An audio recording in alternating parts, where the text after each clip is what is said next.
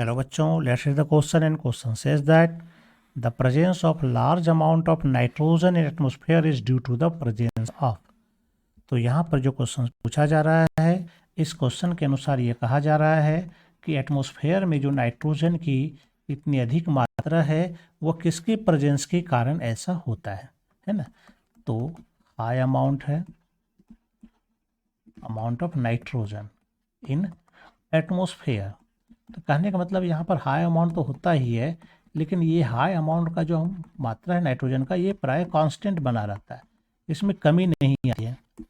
तो कारण इसके पीछे यही है कि जो भी नाइट्रोजन अर्थ पर आता है, चाहे वो प्लांट्स के थ्रू आए या बैक्टीरिया के थ्रू आए या फिर एटमॉस्फेरिक एविडेंट के कारण आए, जो भी कारण हो, तो प्लांट्स उसको फूड के रूप में तैयार करता है, फिर एनिमल्स में जाता है ये फूड, और इसके डेथ के बाद जब इसका डेथ हो जाता है तो ये क्या होता है, इसका डिकम्पोजिशन होता है ना। ये क्या होता है, इसका डिकम्पोजिशन होता है बाय माइक्रोब्स के द्वारा, कुछ बैक्टीरिया के द्वारा इसका डिकम्पोजिशन होता है और वापस नाइट्रोजन क्या होता है, एटमॉस्फेयर में चला जाता है।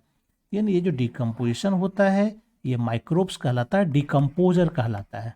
तो इसी डिकम्पोजर के कारण जितने भी नाइट्रोजन आते हैं अर्थ पर, प्लांट्स में, एनिमल्स में, माइक्रोब्स में, सब के सब की वापसी हो जाती है डिकम्पोजर के कारण। तो इसलिए डिकम्पोजर का होना जरूरी है, डिकम्पोजर है इसीलिए एटमॉस्फेयर में नाइट्रोजन का अमाउंट ज़्यादा है। तो चलिए ऑप्शन देखते हैं। पहला कहता है प्रोड्यूसर, तो ये सही हो जाएगा, नहीं होगा क्योंकि प्रोड्यूसर तो नाइट्रोजन को लाता है।